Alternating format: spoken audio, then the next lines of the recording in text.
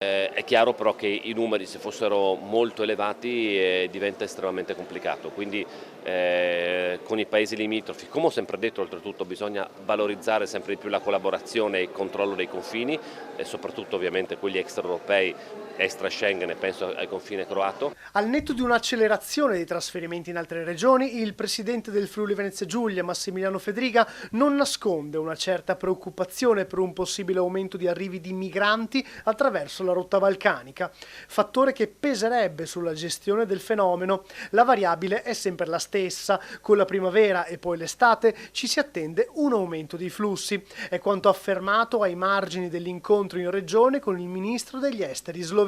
Adesso fortunatamente la situazione non è quella che conoscevamo l'anno scorso, però è chiaro che con la bella stagione stiamo vedendo anche per quanto riguarda la rotta mediterranea c'è un aumento di ingressi irregolari. Devo dire che in questo momento sia la Croazia che la Slovenia stanno facendo un lavoro importante. Intanto i controlli rafforzati ai confini proseguono, complici le tensioni internazionali, controlli a tappeto che Fedriga auspica si possano abbandonare prima o poi, anche se di fatto il sistema rafforzato ha consentito di rintracciare un numero maggiore di passeur che trasportavano illegalmente cittadini stranieri nel territorio.